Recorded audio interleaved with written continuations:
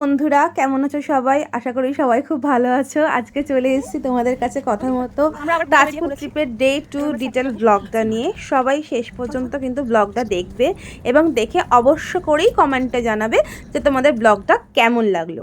বেলা যথারীতি সমুদ্র থেকে ঘুরে আমরা যখন রিসর্টে যাই, রিসর্টে গিয়ে ফ্রেশ হয়ে চান টান করে ব্রেকফাস্ট করে একদম সাজুগুজু করে বেরিয়ে পড়লাম বন্ধুরা মিলে। কোথায় গেলাম আমরা তাজপুর স্যাকটা কি? স্যাকটা হচ্ছে যেখানে বসে তোমরা সবাই বন্ধুরা মিলে কি ফ্যামিলি মিলে সেখানে গিয়ে খাওয়া দাওয়া করতে পারবে। কী খেতে পারবে? ওখানে ডাবের জল খেতে পারবে, এছাড়া বিভিন্ন রকমের সি ফুড তোমরা খেতে পারবে, কাঁকড়া, পমফ্রেট, ভেটকি মাছের বিভিন্ন রকম প্রিপারেশন, মেনলি সি ফুডটা তোমরা এখানে ভীষণভাবে এনজয় করতে পারো। দেন আমরা শঙ্করপুরের দিকে গেলাম এবং শঙ্করপুরে এটা তোমরা যেটা দেখছো সেটা মেরিন ড্রাইভ। অসাধারণ রাস্তা, আর শঙ্করপুর থেকে দীঘা পর্যন্ত যাওয়ার যে কানেক্টারটা মানে রাস্তাটা তৈরি হয়েছে জাস্ট অসাধারণ। এটা আমার ফার্স্ট টাইম এক্সপিরিয়েন্স ছিল, তাই যারা এখনও পর্যন্ত যাওনি ডেফিনেটলি এটা এক্সপ্লোর করতে পারো। আর আমরা দেখো এখানে একটু মজা করছি সবাই মিলে, আমরা বলছি দীপুদা, আমরা এখন দিতে এসছি, দীপুদার দিতে এসছি।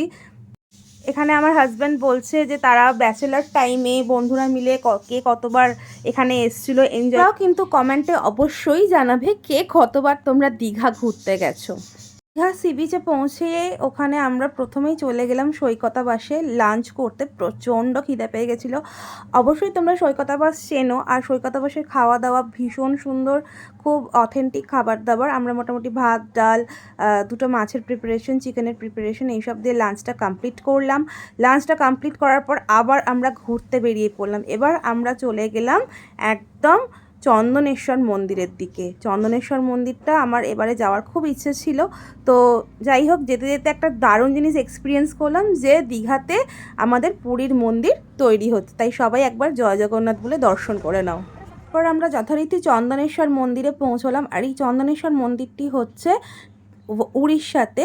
আমরা পশ্চিমবঙ্গের বর্ডারটা ক্রস করার পরে উড়িষ্যায় ঢুকলেই চন্দনেশ্বর মন্দির, আর এই মন্দিরটি শিবের মন্দির, খুব জাগ্রত মন্দির ওখানকার।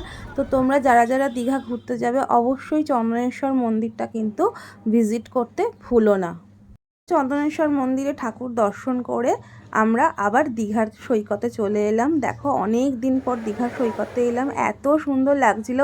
এখানে এসে সবাই আমরা একটু ফটোশ্যুট করলাম, খুব মজা করলাম, টুকটাক খাওয়া দাওয়া হলো। বাচ্চাগুলো ভীষণ আনন্দ করছিল, মানে অসাম মজা হয়েছে সেদিনকে।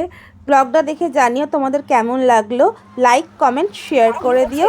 আর যারা এখনও আমার পেজটা ফলো করোনি ডেফিনেটলি ফলো করে দিও। টাটা।